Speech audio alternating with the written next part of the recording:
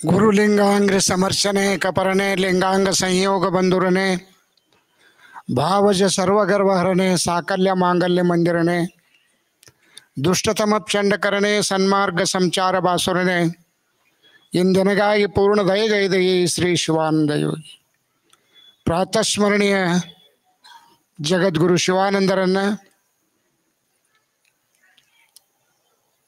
ಲಿಂಗೈಕ್ಯರಾಗಿರ್ತಕ್ಕಂಥ ಪರಮಪೂಜ್ಯ ಜ್ಞಾನಯೋಗಿ ಮಲ್ಲಿಕಾರ್ಜುನ ಯತೀಶ್ವರರನ್ನು, ಅವರ ಶಿಷ್ಯಂದಿರಾಗಿರ್ತಕ್ಕಂಥ ಜ್ಞಾನಯೋಗಿ ಸಿದ್ದೇಶ್ವರ ಮಹಾ ಯತೀಶ್ವರರನ್ನು ಸ್ಮರಿಸಿ ಧ್ಯಾನಿಸಿ ಅವರ ಅನಂತ ಅಡಿದಾವರಿಗಳಲ್ಲಿ ಅನಂತ ಕೋಟಿ ಪ್ರಣಾಮಗಳನ್ನು ಸಲ್ಲಿಸಿ, ಈ ವೇದಿಕೆಯ ಎಡಭಾಗದಲ್ಲಿ ಆಸೀನರಾಗಿರ್ತಕ್ಕಂಥ ಸಮಸ್ತ ಪೂಜ್ಯರಲ್ಲಿ, ಈ ವೇದಿಕೆಯ ಬಲಭಾಗದಲ್ಲಿ ಇಲ್ಲಿಯವರೆಗೆ ತಮ್ಮೆಲ್ಲರಿಗೆ ಸದುಪದೇಶವನ್ನು ನೀಡಿರ್ತಕ್ಕಂಥ ಗಣ್ಯ ವ್ಯಕ್ತಿಗಳಲ್ಲಿ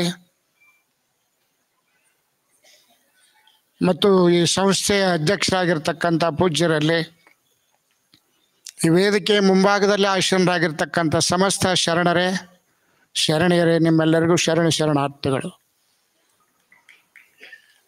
ಪೂಜ್ಯ ಸಿದ್ದೇಶ್ವರ ಸ್ವಾಮಿಗಳು ಯೋಗಿಗಳು ಹೌದು, ಜ್ಞಾನಿಗಳು ಹೌದು. ಅವರನ್ನು ಹೋಲಿಕೆ ಕೊಡಲಿಕ್ಕೆ ಸಿದ್ದೇಶ್ವರರು ಹೆಂಗಿದ್ರು ಅಂದ್ರೆ, ಗಗನಕ್ಕೆ ಯಾವುದು ಹೋಲಿಕೆಪ್ಪ ಅಂದ್ರೆ ಗಗನಂ ಗಗನಾಕಾರಂ. ಸಮುದ್ರ ಹೆಂಗೈತಪ್ಪ ಸಮುದ್ರ ಉಪಮ. ಹಂಗೆ ಸಿದ್ದೇಶ್ವರ ಸ್ವಾಮಿಗಳಿಗೆ ಹೋಲಿಕೆ ಕೊಡಲಿಕ್ಕೆ ಸಿದ್ದೇಶ್ವರ ಸ್ವಾಮಿಗಳೇ ಅಪೂಳೆ ಸಾಧ್ಯ. ಅಂಥವರು ಸಾಕ್ಷಾತ್ ಭಗವಂತನ ಸ್ವರೂಪವಾಗಿ ಜಗತ್ತಿನಲ್ಲಿ ಮಾನವ ಶರೀರವನ್ನು ಧಾರಣ ಮಾಡಿಕೊಂಡು ಮನುಕುಲವನ್ನು ಉದ್ಧಾರ ಮಾಡಲಿಕ್ಕೆ ಅವತರಿಸಿ ಬಂದಿರುತ್ತಿದ್ದಾರೆ. ಅದಕ್ಕೆ ಎಲ್ಲ ಬಲ್ಲವರಿಲ್ಲ, ಬಲ್ಲವರು ಬಹಳಿಲ್ಲ, ಬಲ್ಲಿದವರಿದ್ದು ಬಲವಿಲ್ಲ, ಸಾಹಿತ್ಯ ಎಲ್ಲರಿಗೂ ಇಲ್ಲ, ಸರ್ವಜ್ಞವೇ ಹೇಳಿದಾನ. ಎಲ್ಲರಿಗೂ ಸಾಹಿತ್ಯ ಇರೋದಿಲ್ಲ. ಅವ್ರಂಗೆ ಹೇಳಕ್ಕೆ ಬರ್ತೈತೇನ್ರಿ? It is a god gift, ದೈವದತ್ತವಾದಂಥ ಕೊಡುಗೆ ಅದು. ನಾನು ಸಿದ್ದೇಶ್ವರಂಗೆ ಹಾಕನಿ, ಸಿದ್ದೇಶ್ವರ ಸ್ವಾಮಿಗಳಂಗೆ ಹೇಳ್ತೀನಿ ಅಂತಂದ್ರೆ ಸುಳ್ಳು. ಸರಸ್ವತಿಯ ಆಶೀರ್ವಾದ ಆಗಿರ್ತದೆ. ಸರಸ್ವತಿ ನಾಲ್ಗೆ ಮೇಲೆ ನಿಂತ್ಕೊಂಡು ಸಿದ್ದೇಶ್ವರ ಸ್ವಾಮೀಜಿ ಹೇಳು ಹೇಳು ಹೇಳು ಹೇಳು ಅಂತ ಅಂದರೆ ಹೇಳ್ತಾರೆ. ಹಾಗೆ ವೈರಾಗ್ಯದ ಪ್ರತಿನಿಧಿ. ಅವ್ರಿಗೆ ವೈರಾಗ್ಯ ಬರಲಿಕ್ಕೆ ಕಾರಣೀಭೂತರು ಯಾರಪ್ಪ ಅಂತಂದ್ರೆ ನಮ್ಮ ಮಲ್ಲಿಕಾರ್ಜುನ ಮಹಾಸ್ವಾಮಿಗಳವರು ಕಾರಣ. ಯಾರು ಚೋದನೆ ಕೊಟ್ಟಿರ್ತಾರ ಅವ್ರನ್ನ ಮರೆಯಂಗಿಲ್ಲಲ್ರಿ. ಮುಂದಕ್ಕೆ ತಂದವ್ರು ಯಾರು, ಅವರನ್ನು ಮರಿಬಾರ್ದು. ಅದಕ್ಕಾಗಿ ಮಲ್ಲಿಕಾರ್ಜುನ ಮಹಾಸ್ವಾಮಿಗಳವರು ಅವರ ಪಕ್ಕದಲ್ಲಿದ್ದು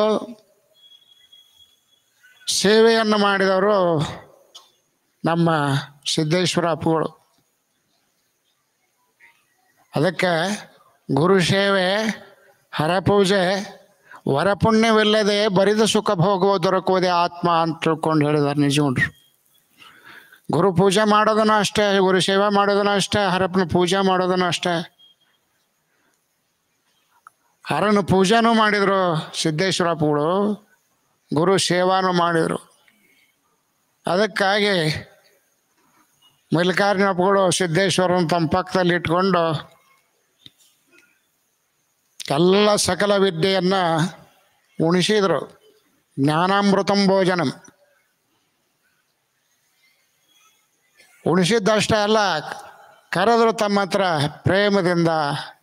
ಕರುಣಾಮೂರ್ತಿ ಗುರು ಯಾವಾಗಲೂ ಕರುಣಾಮೂರ್ತಿ ಇರ್ತದನ್ನ ಕರೆದು ತನ್ನಯ್ಯ ಮುಂದೆ ಎನ್ನಯ್ಯ ಶಿರದಲ್ಲಿಟ್ಟನೋ ಅಭಯ ಹಸ್ತವ ವರೆದನಾಗಳೆ ತತ್ವಮಸಿ ಮಹಾವಾಕ್ಯದ ಉಪದೇಶ.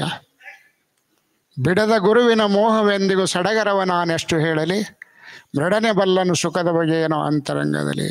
ಎಷ್ಟು ಗುರುವಿನಿಂದ ಸುಖ ಆಯ್ತು ಅನ್ನೋದನ್ನು ಅನುಭವಿಸಿದಂಥ ಸಿದ್ದೇಶ್ವರ ಸ್ವಾಮಿಗಳಿಗೆ ಗೊತ್ತ ಹೊರತು ನಿಮ್ಮಂಥವ್ರಿಗೆ ಗೊತ್ತಾಗೋದಿಲ್ಲ ಅದು.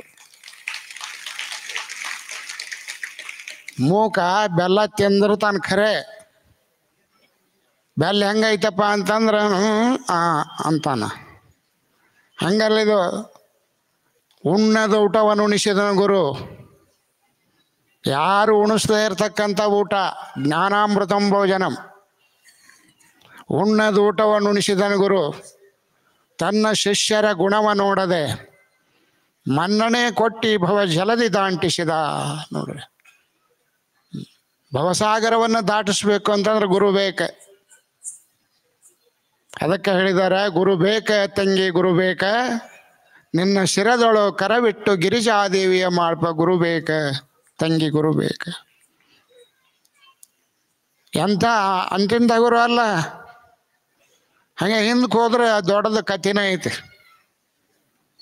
ಮಲ್ಲಿಕಾರ್ಜುನಪ್ಪಗಳು ಅಂಥ ಒಂದು ದಿವ್ಯ ಪ್ರಕಾಂಡ ಪಂಡಿತರಾಗಿ, ಯೋಗಿಗಳಾಗಿ, ತಪಸ್ವಿಗಳಾಗಿ ಗದಗಿನಿಂದ ಬಿಜಾಪುರಕ್ಕೆ ಬಂದರು. ನೋಡ್ರಿ, ಇಲ್ಲಿ ಜನರನ್ನು ಉದ್ಧಾರ ಮಾಡೋದೈತಿ.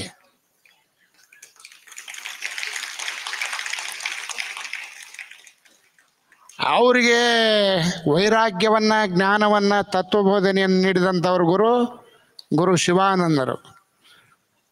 ಶಿವಾನಂದರು ಸಿದ್ಧಾರೂಢರು ಈ ಕರ್ನಾಟಕದಲ್ಲಿ ಮಾಡಿರ್ತಕ್ಕಂಥ ಕೆಲಸವನ್ನು ಯಾರೂ ಮಾಡೋಕ್ಕಾಗಿಲ್ಲ. ಎಲ್ಲ ಸಮಾಜವನ್ನ ಮೇಲು ಕೀಳು ಅನ್ನೋದನ್ನೇ ಸರ್ವರಿಗೂ ಸಮಾನತೆಯನ್ನು ನೀಡಿ, ಜ್ಞಾನ ದೀಕ್ಷೆಯನ್ನು ನೀಡಿ, ಲಿಂಗವನ್ನು ಕೊಟ್ಟು ಭವಿಗಳನ್ನು ಉದ್ಧಾರ ಮಾಡಿದಂಥ ಗುರುಗಳು ಅಂತಂದರೆ ಇವರಿಬ್ಬರೇ. ಅದಕ್ಕಾಗಿ ಅಂಥ ಒಂದು ಪುಣ್ಯ ಭೂಮಿಗೆ ಬಂದು ಈ ವಿಜಾಪುರದ 20 ಎಕರೆ ಜಮೀನನ್ನು ಆಗಿನ ಕಾಲದಲ್ಲಿ ಯಾರು ಕೊಟ್ಟೋದಾರ ಅವ್ರ ವಂಶ ಉದ್ಧಾರ ಆಯ್ತು ನೋಡ್ರಿ. ಯಾಕೆ? ಶರಣರು ನಿಂದುದೇ ವಾರಣಾಸಿ, ಅವರು ನಡೆದುದೇ ಸುಪಥ, ಅವರು ನುಡಿದುದೇ ವೇದ. ಅಲ್ಲಿಂದ ಅಪಗಳು ಇಲ್ಲಿಗೆ ಬರೆದಿದ್ರೆ ನಿಮ್ಮ ಮಲ್ಲಿಕಾರ್ಜುನ ಸ್ವಾಮಿಗಳಿಗೆ ಆಶೀರ್ವಾದ ಎಲ್ಲಿ ನಿಮ್ಗೆ ಸಿಗ್ತಿತ್ತು? ನಿಮ್ಮನ್ನೆಲ್ಲರನ್ನು ಉದ್ಧಾರ ಮಾಡುವಂಥ ಅವಕಾಶ ನಿಮಗೆಲ್ಲಿ ಸಿಗ್ತಿತ್ತು? ನಿಮ್ಮ ಪುಣ್ಯ ಐತಿ, ವಿಜಯಪುರದ ಪುಣ್ಯ ಬಹಳಷ್ಟು ಇರೋದ್ರಿಂದ ಇಬ್ಬರು ಗುರುಗಳು ನೋಡ್ರಿ, 2 ಕಣ್ಣು. ಈ ನಿಮ್ಗೆ 2 ಕಣ್ಣಿನೊಳಗೆ ಯಾವುದು ಕನಿಷ್ಠ ಯಾವುದು ಶ್ರೇಷ್ಠ ಅಂತ ಹೇಳಕ್ಕಾಕತ್ತೇನ? ಒಂದೇ ಗುರು ಮುಟ್ಟಿ ಗುರು ಆದರು ಸಿದ್ದೇಶ್ವರಪ್ಪಗಳು.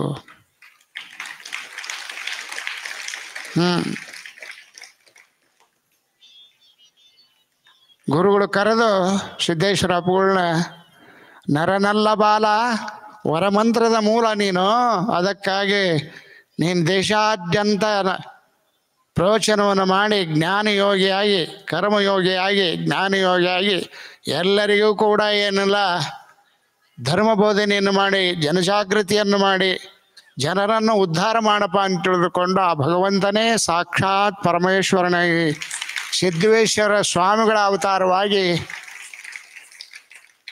ಬಿಜಾಪುರ ಜಿಲ್ಲೆಯಲ್ಲಿ ಅವರು ಹುಟ್ಟಿದ್ದಾರೆ. ಅಂಥವರ ಪುಣ್ಯ ನಿಮಗೆ ಬಹಳ ನೋಡ್ರಿ. ಸಿಗ್ತಾರೇನ್ರಿ? ಈಗ ಸಂಪತ್ತು ಸಿಗ್ತೈತಿ, ಗುರು ಸಿಗೋದಿಲ್ಲ. ಸಿಕ್ಕಾಗನೇ ಅದರ ಸದುಪಯೋಗನ ಮಾಡ್ಕೋಬೇಕು. ಗುರುಗಳು ಸಿಕ್ಕಾಗನೇ ಏನು ಮಾಡ್ಕೊಳ್ಳೋದೆಲ್ಲ ಮಾಡ್ಕೋಬೇಕು ನೋಡ್ರಿ. ಆಗಲೇ ಹೇಳಿದ್ರಲ್ಲ, ಲಾಲ ಏತ 5 ವರ್ಷಾನಿ, ತಾಡ ಏತ 10 ವರ್ಷಾನಿ, 16 ವರ್ಷ ಪ್ರಾಪ್ತೈ ಪುತ್ರೈ ಮಿತ್ರವದಾಚರೇತ್ ಅನ್ನುವಂಥ ಹೋಗ್ತಿಯಂತೆ 16 ವರ್ಷಗಳವರೆಗೂ ಕೂಡ ಇದು ನಿಮಗೆ ಹಿಡಿಸೋದಿಲ್ಲ. 16 ವರ್ಷದ ಮೇಲೆ ಎಲ್ಲಿ ಹೋಗ್ಬೇಕಪ್ಪ ಅಂದರೆ ಗುರುಗಳ ಹತ್ರ ಹೋಗ್ಬೇಕು. ಹೋಗಿ ಅವ್ರ ಸೇವಾ ಮಾಡಬೇಕು. ಆಪ್ತ ಅಂಗ ಸ್ಥಾನ ಸದ್ಭಾವಗಳ ಮೂಲಕವಾಗಿ ಸೇವೆ ಮಾಡಿದಾಗ ನಿಮಗೆ ಒಳ್ಳೇದಾಕತಿ. ಅವ್ರು ಹೇಳಿದ್ದು ನಿಮಗೆ ತಿಳಿತೈತಿ. ಗುರು ಹೇಳಿದ ಕೂಡಲೇ ಏನು ಮಾಡ್ಬೇಕು ಅಂದ್ರೆ ಬಿಟ್ಟು ಬರ್ಬೇಕು. ಎಲ್ಲರೂ ಏನೆಲ್ಲ ಶರಣಮರಾಗಬೇಕು, ನೀವೆಲ್ಲರೂ ಸ್ವಾಮಿಗಳಾಗಬೇಕು. ಅಂದ್ರೆ ನುಡಿದಂತೆ ನಡೆದರೆ ಈ ಜನ್ಮವೇ ಕಡೆಯಪ್ಪ. ಅವ್ರು ಹೇಳಿದ್ರು, ಒಬ್ಬರವ್ರು ಶಿವದ್ದೇಶ್ವರ ಸ್ವಾಮಿಗಳು ಹಾಕವ್ರಿ, ನಾವು ಸನ್ಯಾಸಿ ಹಾಕಂತ ಬರ್ರಿ ನೋಡೋಣ. ಹಂಗೆ ಚಪ್ಪಡಿ ಬಾರಿಸ್ತೀರಿ. ಅದಕ್ಕೆ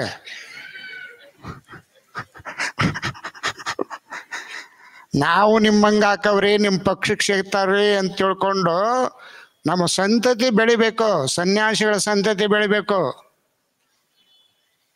ಶರಣಮಗಳ ಸಂತತಿ ಬೆಳಿಬೇಕು. ಶರಣಮಗಳು ಸಣ್ಣ ಮಕ್ಕಳನ್ನು ಉದ್ಧಾರ ಮಾಡ್ತಾರೆ ಹೇಳಿ ಹೇಳಿ. ಮತ್ತು ಇವರು ಗಂಡ್ಮಕ್ಕಳು ಅವರು ಏನಲ್ಲ, ಸ್ವಾಮಿ ವಿವೇಕಾನಂದರು ಹೆಂಗೆ ಪ್ರದೇಶಗಳಿಗೆ ಹೋಗಿ ಧರ್ಮ ಪ್ರಚಾರವನ್ನು ಮಾಡಿ ಬಂದರು, ಹಂಗೆ ನಮ್ಮ ಸಿದ್ದೇಶ್ವರಪ್ಪಗಳು ಕೂಡ ಪ್ರದೇಶಗಳಿಗೆ ಹೋಗಿ ಧರ್ಮ ಪ್ರಚಾರವನ್ನು ಮಾಡಿ ಬಂದಿದ್ದಾರೆ. ಅಂದಮೇಲೆ ಜ್ಞಾನ ಯೋಗಾಶ್ರಮ ಇದಕ್ಕೆ ಆದಂಥ ಇಂಥ ಆಶ್ರಮ ಅಂತ ಇಟ್ಟಾರೇನ್ರಿ, ಜ್ಞಾನ ಯೋಗಾಶ್ರಮ. ಇಲ್ಲಿಗೆ ಬಂದವರೆಲ್ಲರೂ ಜ್ಞಾನಿಗಳಾಗಿ ಹೋಗ್ಬೇಕು. ಅಜ್ಞಾನಿಗಳಾದ್ರೆ ಮತ್ತೇನು ಪ್ರಯೋಜನ ಹೇಳಿದ್ದು ಹೇಳಿ ಕಿಸ್ಬಾದಾಸ ಅವ್ರಂಗ ಹೇಳ್ತಾರ ಬಿಡವ, ಅವ್ರಂಗ ನಮ್ಗೆ ಹೆಂಗಕತ್ತೆ ಅಂದ್ರೆ ಆಗೋದಿಲ್ಲ ಅಂದ್ರೆ ಹೆಂಗ. ಅದಕ್ಕಾಗಿ ನೀವೆಲ್ಲರೂ ವಿಜಯಪುರ ಜಿಲ್ಲೆಯಲ್ಲಿ ಇರ್ತಕ್ಕಂಥ ಅನ್ಯ ಗ್ರಾಮಗಳಿಂದ ಬಂದಿರತಕ್ಕಂಥ ಜನರು ಏನು ಮಾಡ್ಬೇಕು, ಸಿದ್ದೇಶ್ವರ ಸ್ವಾಮಿಗಳು ಹೇಳಿದಂಥ ತತ್ವವನ್ನು ಆದರ್ಶವನ್ನು ಪರಿಪಾಲನೆ ಮಾಡಿದಾಗ ನಿಜವಾದಂಥ ಸಿದ್ದೇಶ್ವರ ಸ್ವಾಮಿಗಳು ಶಿಷ್ಯರು ಹಾಕಿರಿ ನೀವು. ಅದಕ್ಕೆ ಹೇಳಿದರು, ನೆರೆ ಕೇಳು ಕೇಳಿದುದನ್ನು ಅರಿದುದನ್ನೊಮ್ಮೆ ಮರೆಯದಿರು, ಗುರು ಪೇಳಿದ ತೆರೆದೋಳು ತೊರೆ ವಿಷಯವನ್ನು ತೊರೆದು ನಿರ್ವಿಷಯದಳು ನಿಲೆ ನೀನೇ ಸುಖಿಯಪ್ಪೆ ಅಂತ ತಿಳ್ಕೊಂಡು ಯಾಜ್ಞವಲ್ಕ ಮಹರ್ಷಿಗಳು ಮೈತ್ರಾದೇವಿ ಹೇಳಿದಂಥ ವಾಕ್ಯವನ್ನು ನಾನು ನಿಮಗೆ ಹೇಳ್ತಿದ್ದೇನೆ. ಎಲ್ಲರೂ ಏನಲ್ಲ ಆಗಲೇ ಅಪ್ಪಗಳು ಹೇಳಿದ್ರಲ್ಲ ನಮ್ಮ ಮೊದಲನೇ ಪ್ರವಚನಕಾರರು, 60 ವರ್ಷ ಆಯ್ತು ಅಂತಾರೆ ನೀವು ಮನೆ ಬಿಡ್ಬೇಕು. ಅವ್ರು ಮಾಡ್ಕೊಂತಾರೆ ನನ್ನಿಂದಾನೇ ನಡೀತೈತಿ ಮನೆ ಅನ್ನೋದನ್ನು ಸುಳ್ಳು. ನಾನಪ್ಪನ ಬಿಡ್ರಿ, ನಾನಪ್ಪನ ಬಿಟ್ಟು ಅಲ್ಲಿ ಹೋಗ್ಬೇಕು.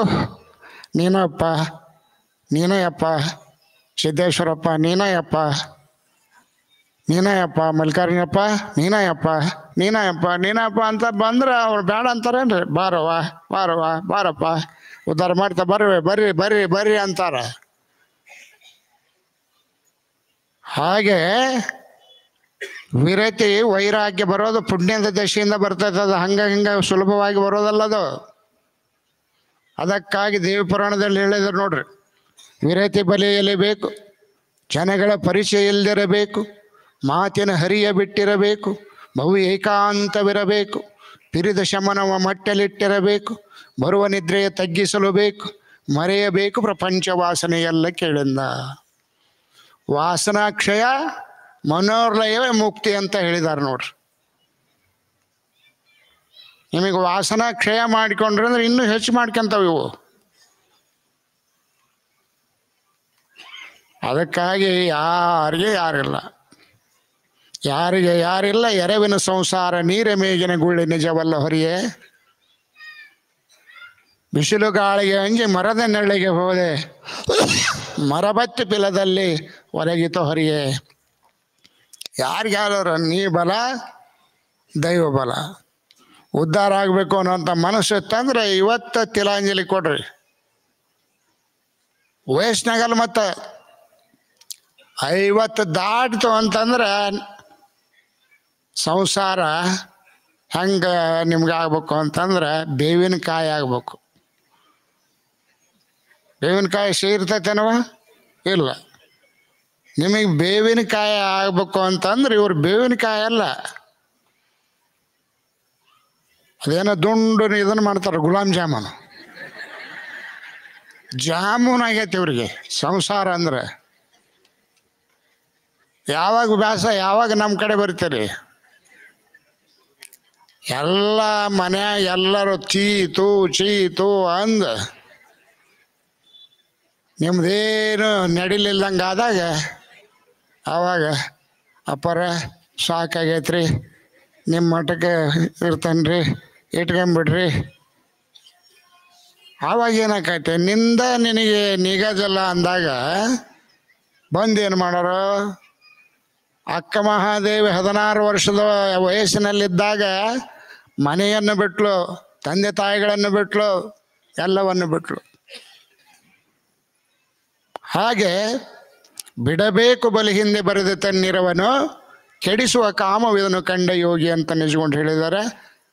ಬಿಡ್ಬೇಕು, ಒಂದೊಂದನ್ನ ಬಿಟ್ಕೊಂತ ಹೋಗ್ಬೇಕು ನೋಡ್ರಿ. ಮೊಮ್ಮಕ್ಳೇ ಬಿಡೋಕ್ಕಾಗೋದಿಲ್ಲಿದ್ರು ಒಂದೊಂದನ್ನ ಬಿಟ್ಕೊಂತ ಹೋಗಿ ಕಡೆಗೆ ಮುಪ್ಪಾವಸ್ಥೆಯೊಳಗೆ ಏನು ಗುಂಗಿ ಇರಬೇಕು ಅಂತಂದ್ರೆ, ಆಗಲೇ ನಮ್ಮ ಅಪ್ಪರು ಹೇಳಿದ್ರಲ್ಲ, ವಯಸ್ಸು ಸಮೀಪಕ್ಕೆ ಬಂದೈತಿ, ಮರಣ ಸಮೀಪಕ್ಕೆ ಬಂದಾಗ ಸಂಸಾರದ ನೆನಪಿರಬಾರ್ದು. ಓಂ ನಮಃ ಶಿವಾಯ, ಓಂ ನಮಃ ಶಿವಾಯ, ಓಂ ನಮಃ ಶಿವಾಯ ಅನ್ಕಂತ ಕೈಯಾಗ ಎದ್ರ ಸರ ಇರ್ಬೇಕು? ಬಂಗಾರ ಸರನ? ರುದ್ರಾಕ್ಷಿ ಸರ. ಕುಂತ್ರು ನಿಂತರು ಅವಂದ ಧ್ಯಾನ, ಮನಸ್ಸಿಗೆಲ್ಲ ಸಮಾಧಾನ. ಯಾರು ಧ್ಯಾನ ಮಾಡ್ಬೇಕು? ಸಿದ್ದೇಶ್ವರ ಅಪ್ಪಗಳದು, ಮಲ್ಲಿಕಾರ್ಜುನ ಅಪ್ಪಗಳದು, ಶಿವಾನಂದಪ್ಪ ಅವ್ರದು. ಧ್ಯಾನ ಮಾಡೋಕ್ಕೆ ಈ ಧ್ಯಾನ ಯೋಗವನ್ನು ಹೇಳಿದ್ರು, ಎಲ್ಲ ಹೇಳಿದ್ರು. ಅದನ್ನು ಮಾಡ್ಬೇಕಲ್ರಿ. ಮಾಡಿದ್ರೆ ಉಂಡ್ರೆ ಸಮಾಧಾನಕ್ಕೈತಿ. ಕೇಳಿದ್ರೆ ಹಿಂಗೆ ಕೇಳಿ ಹಿಂಗೆ ಬಿಟ್ರೆ ಸಮಾಧಾನ ಆಗೋದಿಲ್ಲ. ಅದಕ್ಕಾಗಿ ಎಷ್ಟು ಕೇಳ್ತೀರಿ ಅದರಂತೆ ನುಡಿದಂತೆ ನುಡಿದರೆ ಈ ಜನ್ಮವೇ ಕಡೆ ಅಂತ ತಿಳಿದುಕೊಂಡು ಬಸವಾದಿ ಪ್ರಮುಖರು ಹೇಳಿದ್ದಾರೆ. ಅದಕ್ಕಾಗಿ ವೇಳೆ ಭಾಳ ಹೇಳಕ್ಕೆ 10 ನಿಮಿಷ ಅಂತ ಕೊಟ್ಟಾರ ಇದ್ರ ಟೇಬಲ್ನಾಗ. ನಾನೀಗ 10 ನಿಮಿಷ ಜಾಸ್ತಿ ತೊಗೊಂಡಿದ್ದೀನಿ. ಸೊನ್ನೆ ಮ್ಯಾಲೆ ತಿಳ್ಕೊಂಡು ಅರಿತುಕೊಂಡು ದೇವ್ರ ಧ್ಯಾನ ಮಾಡಿರಿ, ಸಂಸಾರ ತ್ಯಾಗ ಮಾಡಿರಿ, ಗುರು ಶಿವಾನಂದರ ಮೊರೆ ಹೋಗ್ರಿ, ಮಲ್ಲಿಕಾರ್ಜುನ ಅಪ್ಪಗಳು ಮೊರೆ ಹೋಗ್ರಿ, ಸಿದ್ದೇಶ್ವರ ಸ್ವಾಮಿಗಳು ಮೊರೆ ಹೋಗ್ರಿ. ತ್ರಿಮೂರ್ತಿಗಳಿವು, ಬ್ರಹ್ಮ ವಿಷ್ಣು ಮಹೇಶ್ವರ ಇದ್ದಂಗೆ. ಯಾವಾಗ ಹೊಕ್ಕಿರಿ ಅವರು ಬಾ ಅಂತ ಕರೀತಾರೆ ಹೊರತು ನಡಿ ಅನ್ನೋದಿಲ್ಲ.